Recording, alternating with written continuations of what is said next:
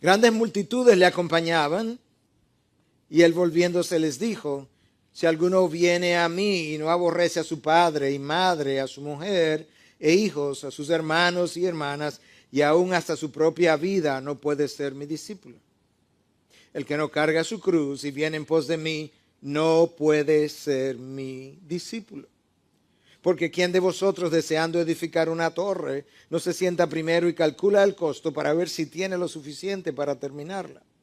No sea que cuando haya echado los cimientos y no pueda terminar, todos los que lo vean comiencen a burlarse de él, diciendo: este hombre comenzó a edificar y no pudo terminar.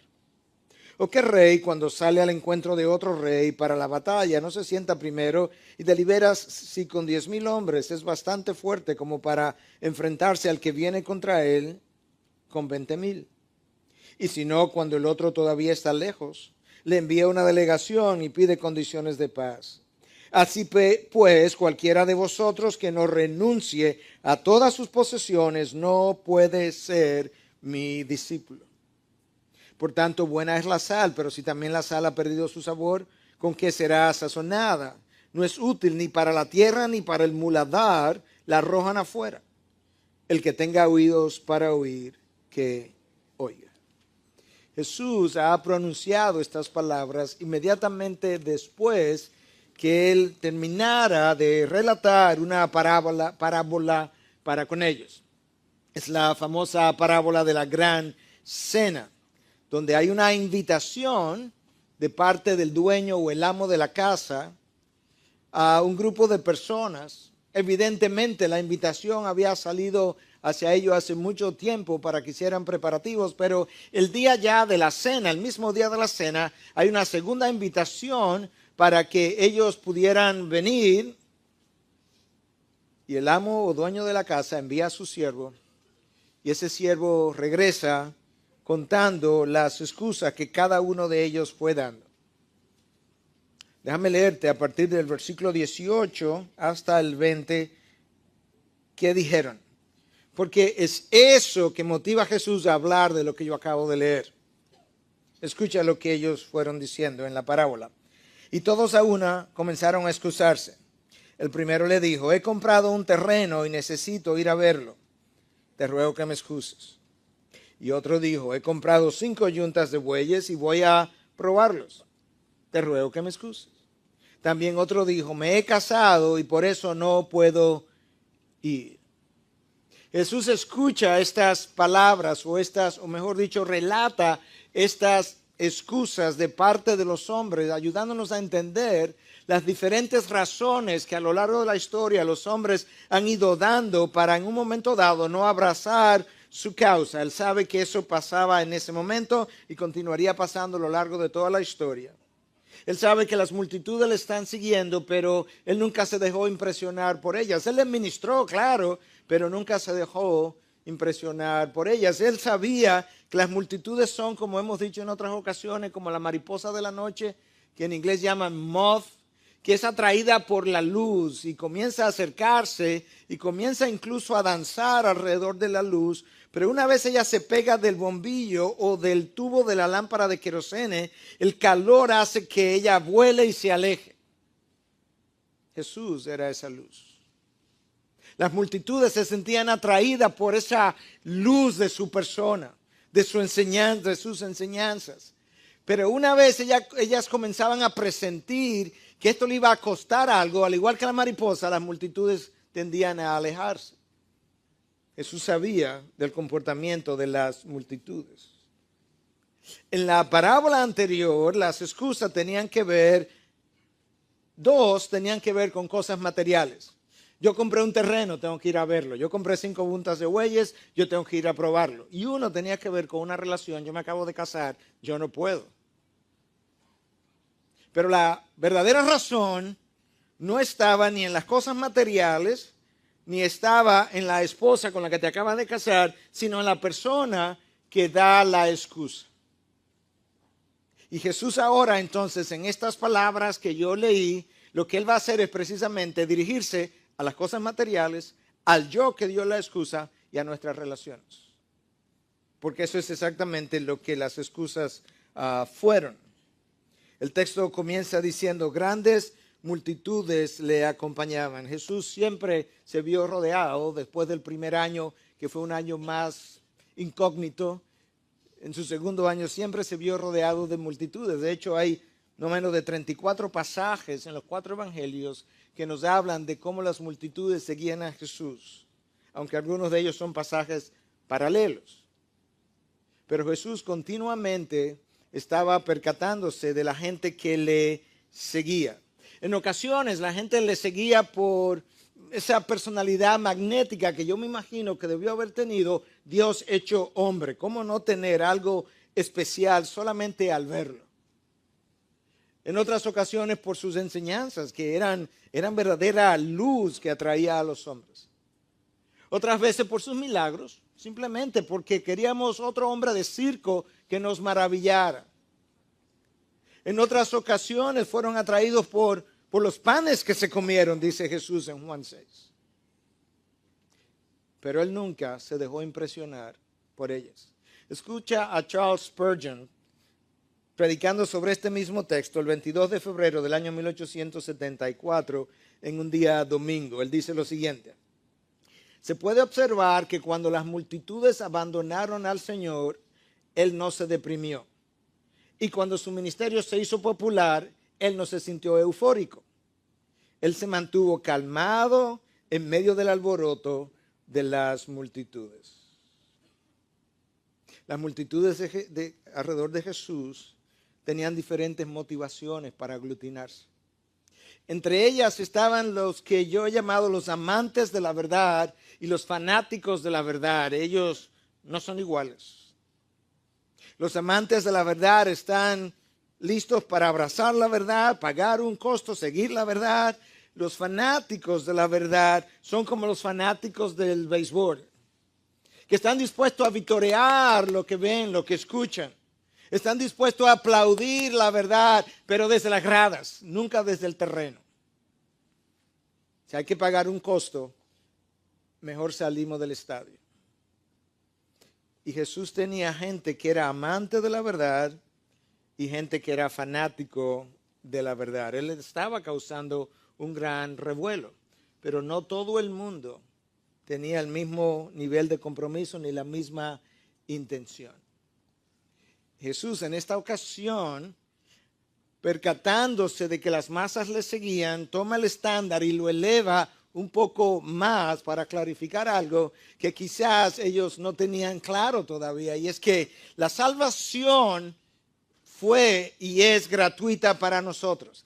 Él pagó el costo, pero el discipulado tiene un costo que a mí me toca pagarlo. Él no va a pagar el costo del discipulado.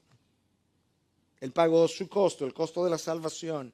El costo del discipulado, aunque Él es quien lo va a ir llevando a cabo, pero Él me va a pedir a mí que yo lo pague. Y de hecho, esa es la razón por la que en muchas de las Biblias este texto es subtitulado El costo del discipulado. No hay duda de que el tema de este texto es el discipulado. Escucha, versículo 26, no puede ser mi discípulo. Versículo 27, no puede ser mi discípulo. Versículo 33, no puede ser mi discípulo. Discipulado es el tema. Pero la vida cruz-céntrica es la forma de vivir la vida discipular. Eso es lo que le está tratando de ayudarnos a entender. Discipulado es el tema, la vida cruz-céntrica es la forma de tú vivir tu vida discipular.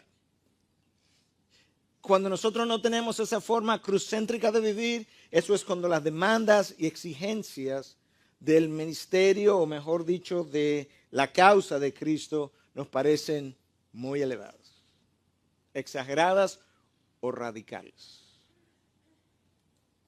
Déjame ayudarte a entender lo que es esta vida cruz-céntrica de la cual Cristo habla en el versículo 27. El que no carga su cruz y viene en pos de mí, no puede ser mi discípulo. En ocasiones hemos oído decir a alguien que tiene una enfermedad crónica, terminal, o una dificultad con un hijo: bueno, yo me imagino que esta es mi cruz. De eso no es que Cristo está hablando. Es cierto que esa enfermedad o situación con tu hijo personal, tú tienes que llevarla con aceptación, pero cuando Cristo habla de que el que quiera seguirlo debe tomar su cruz e irse tras de él, Él no está hablando de los padecimientos que las aflicciones no causan a todos los que vivimos de este lado de la gloria, a uno más temprano, a uno más tarde. No, Cristo está hablando del costo de seguirle, el costo que tiene para mi vida el yo abrazar su causa. Esa es mi cruz. Y Cristo está diciendo, el que quiera seguirme necesita tomar su propia cruz de manera personal, cargarla y entonces irse detrás de mí. Él está hablando sin duda alguna a personas que conocían y estaban identificadas con la crucifixión. Quizás en la mente de ellos tenían esta imagen de la persona que ya ha sido latigado en un lugar X, ha sido lacerado y que ahora va con la parte horizontal de la cruz cargándola hacia el camino de la crucifixión, hacia el lugar de la crucifixión. Quizás esa imagen estaba en su mente y Cristo le está diciendo, ok, recuerda que esta cruz había sido reservada para los peores ciudadanos, los criminales, aquellos que realmente la misma sociedad no quería. De esa misma manera, si ustedes me siguen y hacen lo que les toca hacer, muchas veces serán considerados entre los peores ciudadanos, como ocurrió en el primer siglo, ocurrió en la Alemania de Hitler, y ustedes sufrirán el peor de los castigos. Yo recordaba esta mañana al grupo anterior que la razón por lo que la sociedad nos considera tan buenos ciudadanos hoy no es porque nosotros somos mejores cristianos que los del primer siglo, es porque nosotros no estamos haciendo lo que los cristianos del primer siglo hicieron, que confrontaron su sociedad, confrontaron sus injusticias, confrontaron su modo de vida contrario a lo que era la palabra de Dios, expusieron las mentiras y de esa manera para la sociedad ellos llegaron a ser los peores ciudadanos. Nosotros toleramos las injusticias, compartimos incluso las desigualdades y por eso somos tan buenos ciudadanos para la sociedad.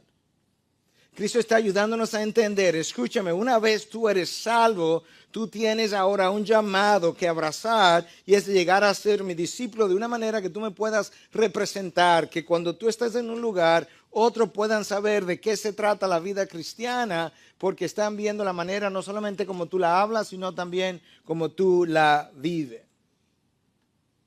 Si bien es cierto que Jesús se ponía y se pone contento, por así decirlo, con un solo pecador que verdaderamente se arrepiente y comparte el gozo con los ángeles, no es menos cierto que Jesús nunca estuvo a gusto con 10,000 que le siguieran simplemente por los beneficios.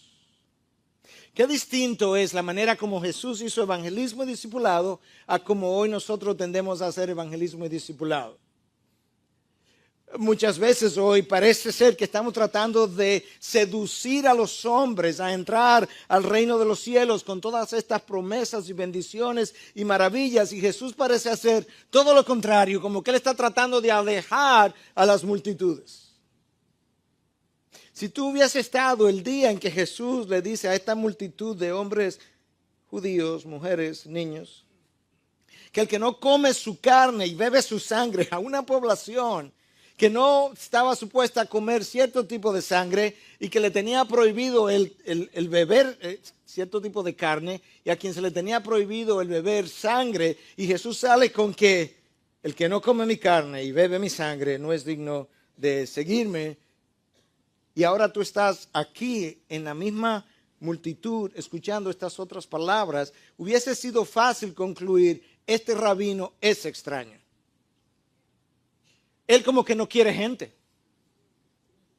Mira lo que le pasó aquella vez cuando oyeron de comer su carne y beber su sangre. Como resultado de esto, muchos de sus discípulos se apartaron y ya no andaban con él.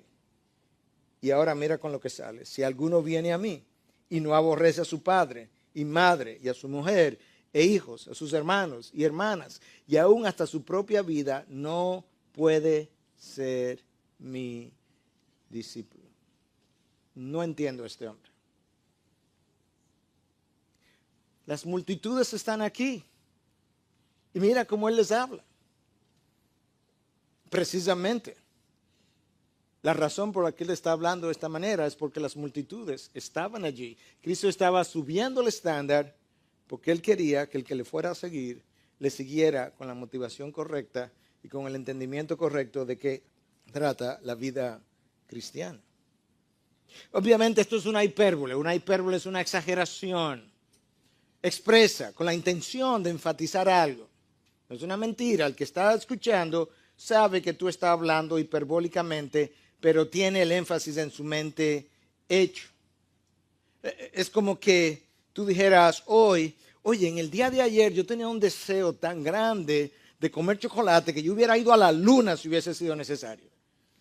Nadie que dice eso dice, bueno, yo estoy hablando hiperbólicamente, claro, y da una explicación. El que está escuchando sabe que tú estabas tratando de comunicar. De esta misma manera, Jesús no explica lo que le está tratando de comunicar.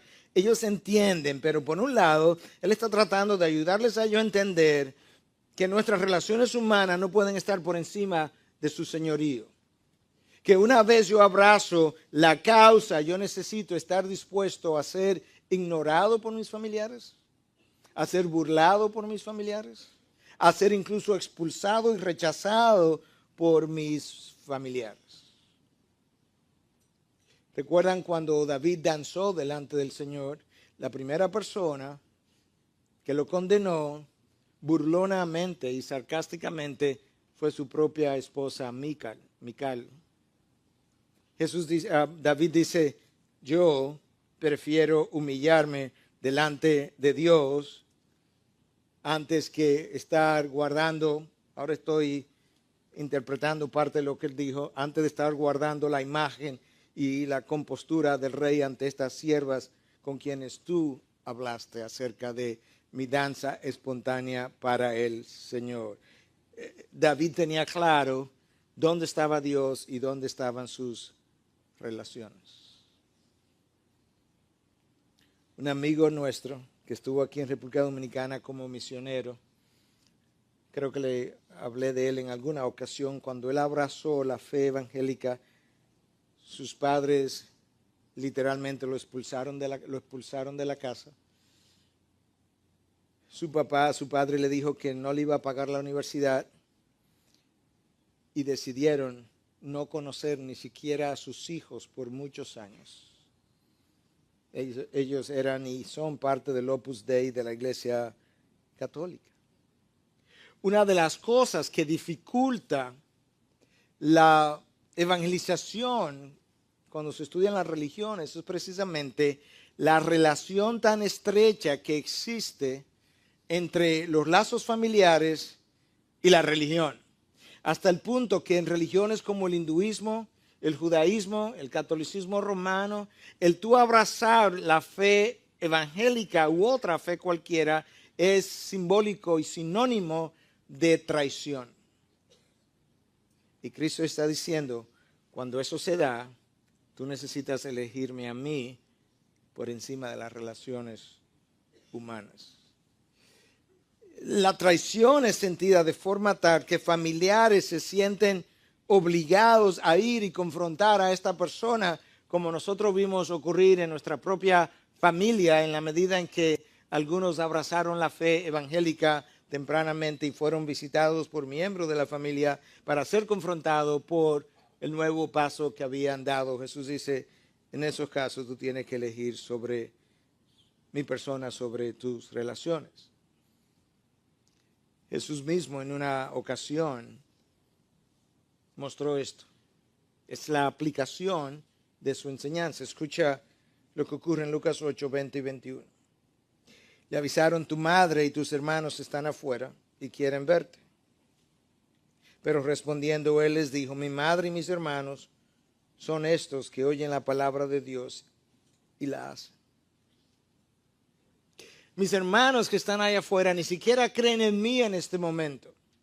mis hermanos, medio hermanos que están allá afuera, biológicos, algunos de ellos incluso creen que yo estoy loco, que he perdido la cabeza. En este momento yo quiero que entiendas que la preponderancia es estos que han creído en la palabra, han creído la palabra de Dios y la están llevando a cabo. Esos son mi madre y mis hermanos. Con esto Cristo mostraba cómo Dios, su Padre, su causa, estaba tomando preponderancia sobre sus relaciones porque habían entrado en conflicto. Jesús no acepta competencia con absolutamente nada.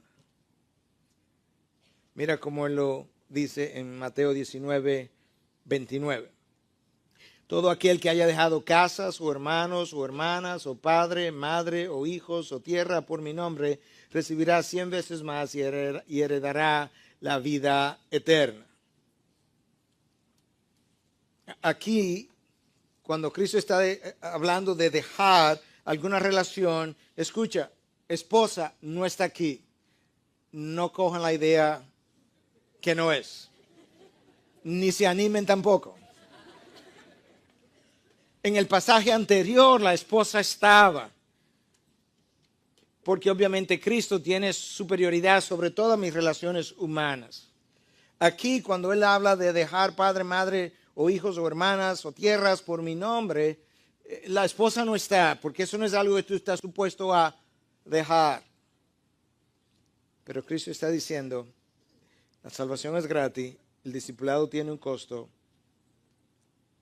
Tú tienes que estar dispuesto a pagar el costo si quiere ser mi discípulo. Ahora, yo creo que estas cosas se prueban más frecuentemente en cosas más pequeñas que estas y que son cotidianas muchas veces. Quizás la vemos semanalmente y no nos percatamos donde Cristo y mis relaciones entran en contradicción y donde frecuentemente nosotros elegimos las relaciones por encima del Señor. Déjame hacer uso de una sola ilustración de algo que hemos vivido múltiples veces en consejería. Un novio cristiano, una novia cristiana, comprometidos, quieren casarse, quieren celebrar su boda de una manera. Sus padres son inconversos. Quieren celebrar su boda de otra manera. Los novios, en algunos de los casos que me ha tocado, están convencidos que la manera como ellos quieren celebrarla sería la manera que agradaría a Dios. Los padres inconversos tienen una forma que ellos entienden que no agradaría a Dios, pero son mis padres. ¿Ok? Entonces el Padre terrenal va a tener preponderancia sobre el Padre celestial. Si tú estás convencido de que esta otra manera es la que agrada a Dios, si estás convencido, o quizá no lo está, ¿por qué eliges relaciones terrenales por encima de mi relación con Dios?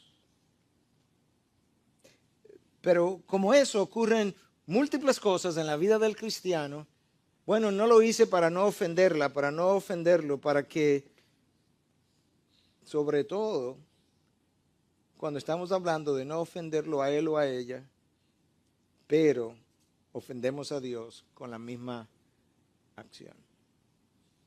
Jesús está ahora diciendo, mi señorío no acepta competencia.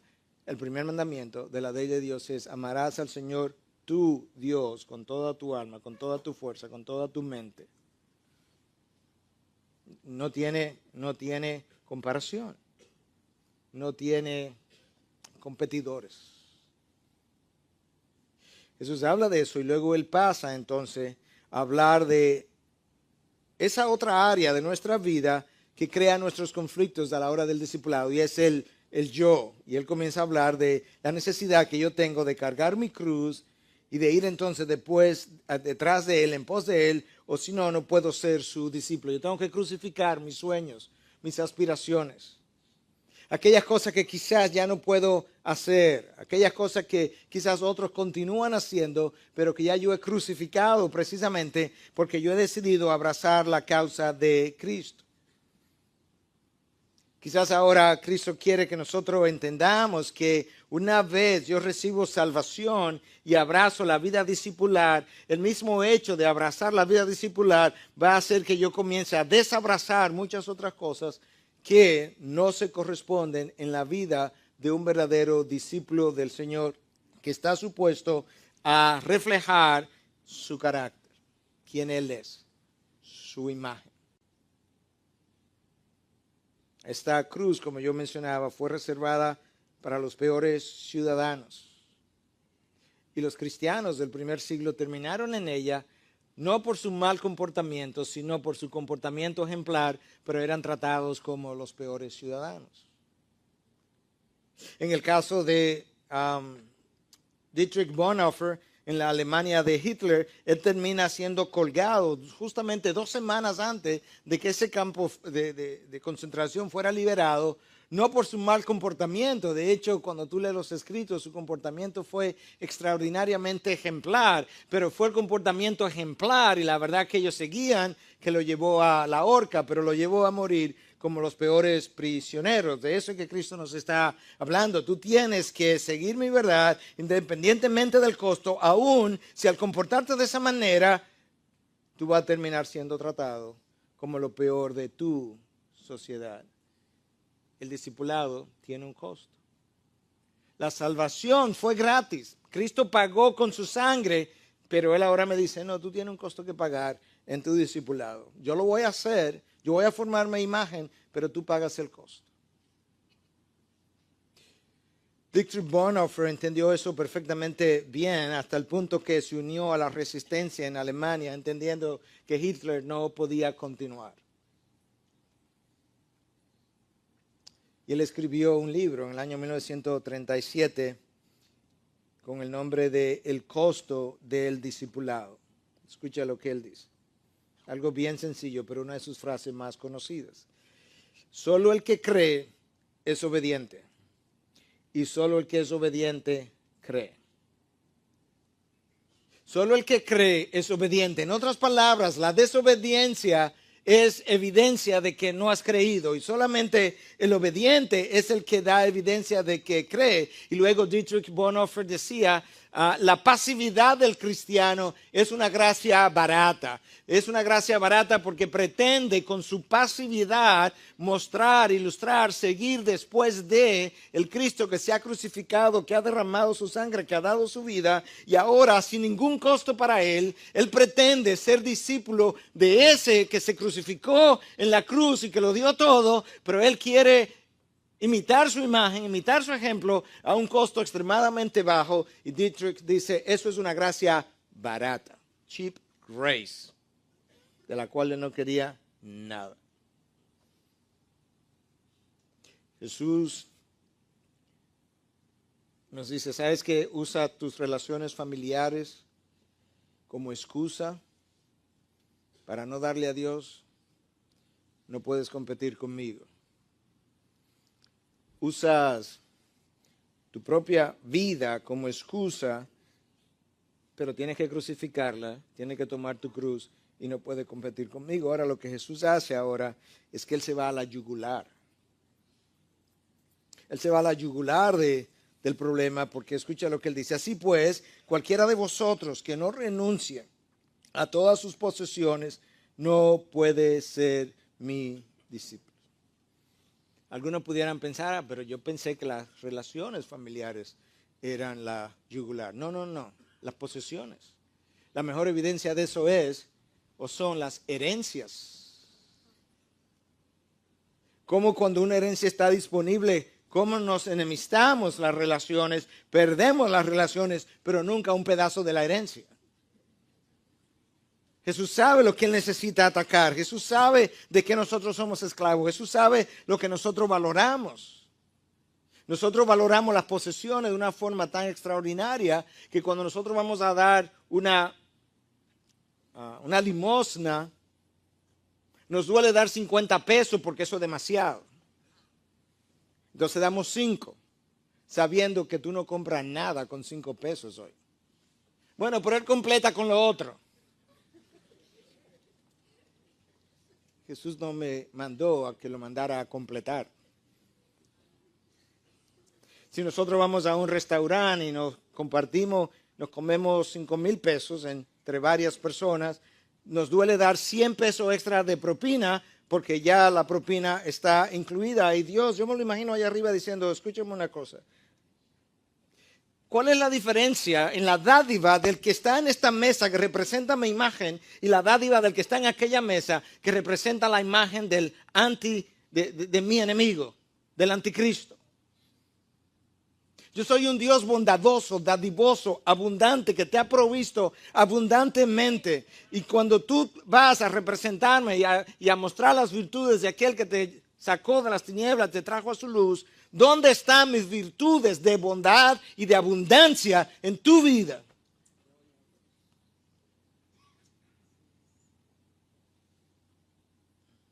No, porque las posesiones nos tienen agarrados y nos poseen y nos duelen. Matrimonios a veces no se deshacen porque lo que nos va a costar dividir las posesiones. Yo no estoy diciendo que debieran deshacerse, simplemente estoy mostrando que es lo que lo está manteniendo en posición. Y Jesús entonces pasa a ilustrar el problema con 2 ilustraciones. Porque quién de vosotros, deseando edificar una torre, no se sienta primero y calcula el costo para ver si tiene lo suficiente para terminarla?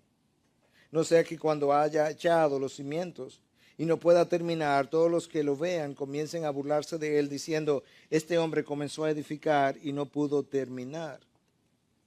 En aquella cultura el honor era algo extraordinario y sigue siendo hoy todavía. El honor familiar, el honor personal, hacer algo como esto. Nosotros estamos acostumbrados a esto porque a cada rato pasamos por una calle y hay una casa a mitad que nadie terminó. Pero en aquella cultura eso no era común, eso era una vergüenza enorme. Y Jesús dice, a nadie, por lo menos en este tiempo, se le ocurre comenzar una construcción que él no tenga seguridad de que la va a terminar. Tú tienes que antes de sentarte calcular el costo y de esa misma manera quizás nosotros debiéramos estar diciendo a la hora de evangelizar, escúchame, esto es lo que Cristo ofrece, vida eterna, pero te va a costar todo lo que eres y todo lo que tienes.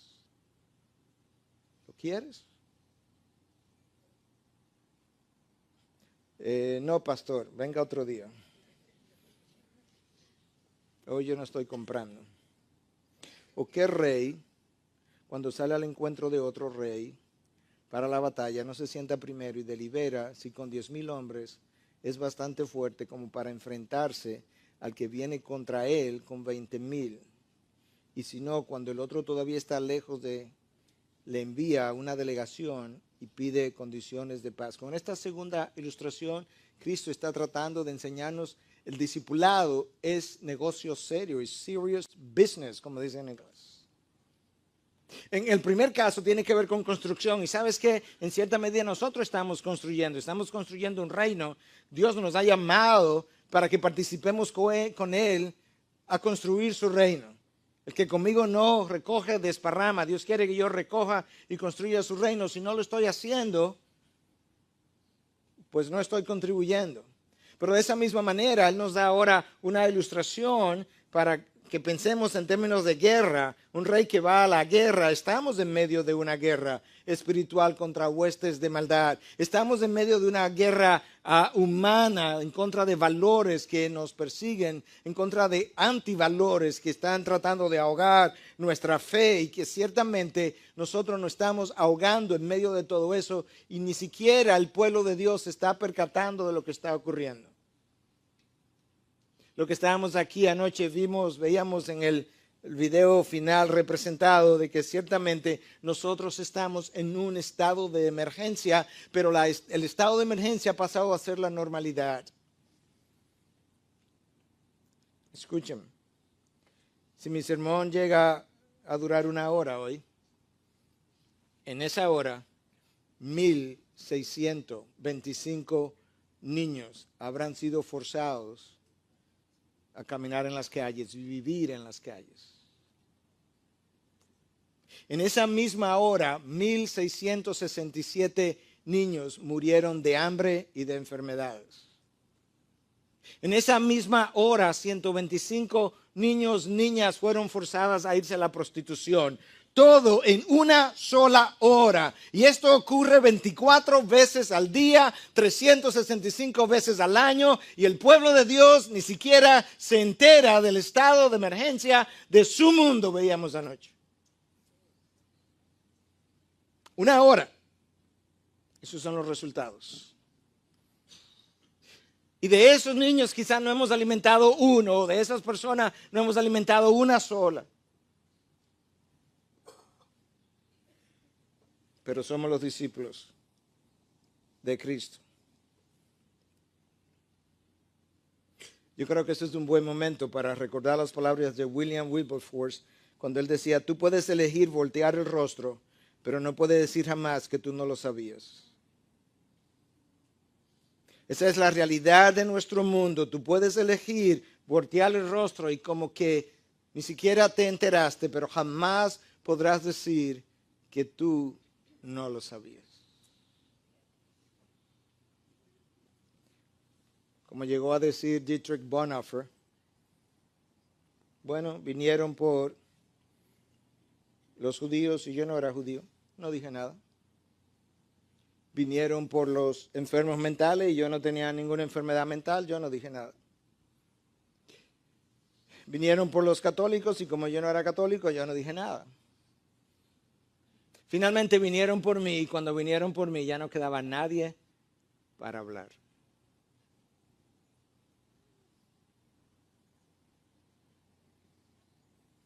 Quizás sea un buen momento para recordarnos a nosotros que estamos en un mundo en guerra, que tú y yo tenemos que levantar el estándar de Dios cuando la vida es puesta en riesgo y hablar en contra de lo que es un aborto. Que el matrimonio está en riesgo, no solamente por los divorcios, sino por el avance de lo que es la agenda homosexual y tú y yo tenemos que levantar el estándar porque vivimos en un estado de emergencia, estamos en guerra y tú y yo somos el ejército de Dios. Ahora mismo le pedimos al presente que se una en oración y quizás si es necesario hasta en la publicación que tengamos que hacer en contra de lo que se ha convertido el estadio de béisbol y todas estas mujeres vestidas a mitad, en contra de lo que son las buenas costumbres y los buenos valores que amenazan lo que es la mente de nuestros hijos y el corazón de nuestros hijos. Y el pueblo de Dios, el ejército de Dios, no puede permanecer en silencio ante el colapso de su sociedad. Para algo Dios nos dejó aquí. Ahora, esas dos comparaciones de la guerra, del rey que va a la guerra y del hombre que está construyendo y que se queda a mitad de su construcción, realmente no nos van a mover si no creemos que estamos construyendo un reino porque Dios nos ha pedido que colaboremos en esa construcción y que estamos en medio de una guerra espiritual de la cual Pablo nos habla. En ese caso, lo que va a ocurrir es que nuestra sal, nuestra propiedad salubre de la que somos nosotros la vamos a ir perdiendo. Escucha lo que dice este texto al final. Por tanto, buena es la sal, pero si también la sal ha perdido su sabor, ¿con qué será sazonada?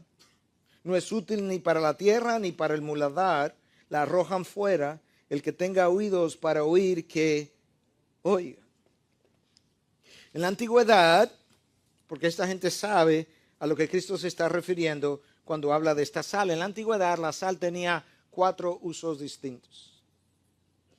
Uno de sus usos más frecuentes era para atizar el fuego. En aquella época no había gas, no había querosene, no había gasolina y mucha gente lo que usaba era estiércol por el metano que contiene. Y entonces ese estiércol era llevado al muladar, por eso que Cristo dice que la sal, cuando pierde su salinidad, no sirve ni siquiera para echarla al lugar del estiércol. cuando esa sal perdía su salinidad, no servía para atizar el fuego. Dios nos ha puesto en este mundo para que nosotros aticemos el fuego a nuestro alrededor. Y la varita, por así decirlo, para mover las brasas es su evangelio. Esa es la varita. En segundo lugar, la sal era usada también para sazonar las comidas.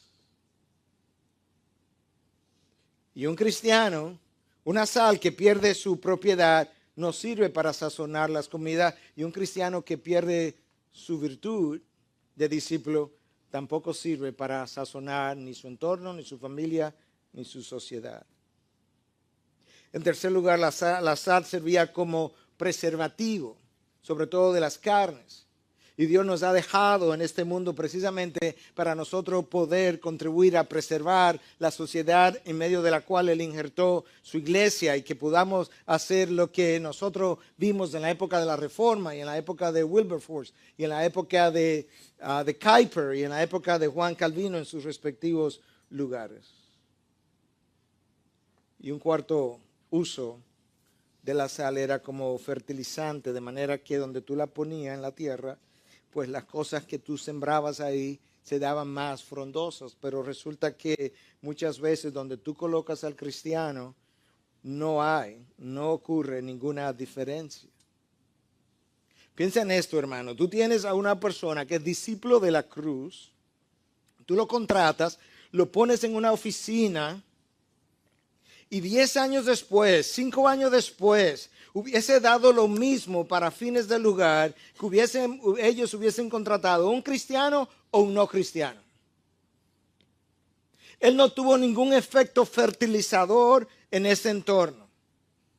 Él no tuvo ningún efecto transformador en ese entorno. No atizó ningún fuego en el entorno donde lo colocaron. De manera que si ahí hubiese estado trabajando un budista o un hinduista o una persona que siga la nueva era, o un cristiano, 10 años después, el entorno hubiese permanecido exactamente igual. Cristo dice, no, esa sal perdió su propiedad. Vosotros sois la sal y la luz de la tierra. Y Cristo entonces termina diciendo, cuando eso ocurre, esa sal no es útil ni para la tierra, ni para el muladar, que es el lugar donde va el estiércol. La arrojan afuera. ¿Qué significa eso de que lo arrojan afuera? ¿Implica eso que la persona es expulsada de la fe cristiana y puesta en evidencia de que nunca fue? No sé, quizás. ¿Implica eso que la persona queda descalificada para ser usada por Dios? No sé, quizás. Quizás significa ambas cosas. Lo que sí yo sé es que Cristo me está diciendo en esta parábola que yo necesito cargar mi cruz, crucificar mis sueños, deseos, cosas con las que yo añoraba, que yo necesito ponerlo a Él por encima de todas mis relaciones, y que yo necesito renunciar a todas mis posesiones, o no puedo ser su discípulo. Pastor, ¿y qué significa eso de renunciar a las posesiones? Porque usted no ha dicho nada de ello. Bueno, me alegro que preguntaras. Aquí hay una historia que va a exponer lo que eso significa. Voy a ir al paso porque está en inglés y la voy a ir traduciendo simultáneamente. Hay un hombre que quiere comprar una perla a un vendedor de perlas. Y él se acerca y le dice, ¿cuánto es? El vendedor le dice, es muy cara. ¿Cuánto es? Mucho. Bueno, ¿tú piensas que yo puedo comprarla? Pregunta el comprador. Oh, claro, dice el vendedor. Cualquiera puede comprarla. Pero yo pensé que usted dijo que era muy cara. Sí, yo dije eso. Bueno, entonces, ¿cuánto es? Te cuesta todo lo que tú tienes, dice el vendedor. Ok, la compro. Ok, ¿cuánto tú tienes? Bueno, yo tengo $10,000 en el banco. Good. Bueno, $10,000. ¿Qué más? Eso es todo lo que tengo, nada más. Bueno, nada más. Bueno, yo tengo algunos dólares en mi bolsillo. ¿Cuánto? ¿Cuánto tienes? Buenos $100. Eso es mío también, dice el vendedor. ¿Qué más tú tienes? Ya eso es todo, no tengo nada más. ¿Dónde tú vives? Pregunta el vendedor. Bueno, en mi casa. Ah, tú tienes una casa. El vendedor escribe casa, es mía. ¿Dónde tú esperas que yo duermas? En mi casa de campaña. Ah, tú tienes una casa de campaña también. Eso también es mío. No, un momento. ¿Qué tú esperas? ¿Que yo duerma en mi carro? Ah, tú tienes un carro. Bueno, sí, yo tengo 2 carros. Bueno, los 2 son míos. Mira, escúchame. Tú has tomado mi dinero, mi casa de campaña y mis carros. ¿Dónde mi familia va a vivir? Ah, tú tienes una familia. Sí, tengo una esposa y 3 hijos. Ellos son míos también. Silencio. De repente el vendedor exclama y dice, casi se me olvida. Tú también eres mío. Todo ha llegado a ser mío. Tu esposa, los hijos, la casa, el dinero, el carro y tú también. Ahora escúchame. Yo te voy a permitir que use todas esas cosas por un tiempo. Pero nunca te olvides, ellas son todas mías. Y cuando yo necesite una sola de ellas, tú tienes que renunciar a ella porque yo soy su dueño. El que no renuncie a todo lo que tiene no puede ser mi discípulo. Muchas veces lo tienes porque Dios te ha prestado lo que tienes, pero nunca olvides de quién es la patente. Nunca olvides quién tiene el derecho sobre eso que tienes. Y eso que tienes, no importa lo que sea que tengas, eso le pertenece a nuestro Dios. Y el día que nuestro Dios te pida que renuncie a eso, Él tiene todo el derecho y tú, si eres su discípulo, necesitas entregárselo para su uso porque Él te lo permitió por un cierto tiempo para que lo disfrutara. Ahora es tiempo de que nuestro Dios lo disfrute en el uso de su causa. Como Él entregó a su Hijo, tú entrega lo más preciado para ti. Eso es evidencia de discipulado. Tú crucificas, comienza contigo, tú crucificas el yo, sigue para tus relaciones, se la entrega a Jesús, y sigue para tus posesiones, tú renuncias a ellas, y le dices, Señor, tú eres dueño de todo lo que soy, de todo lo que tengo. Cuando lo quieras, ni siquiera tienes que pedirme el permiso, es todo tuyo, para tu honor y para tu gloria. Yo quiero reflejar tu carácter, yo quiero ser como tú eres. Donde yo vaya, yo quiero ser esa sal y esa luz. Yo quiero tener el efecto de la sal y el efecto de la luz.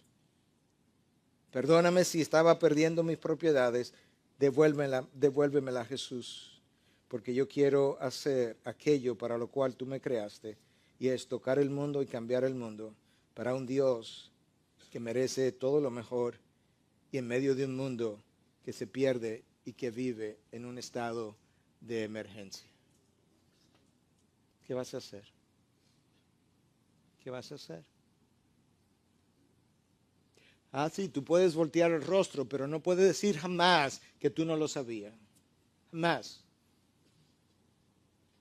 Yo puedo voltear el rostro, pero no puedo decir jamás, yo tampoco lo sabía. No, hemos estado siendo informados o recordados, incluyéndome a mí.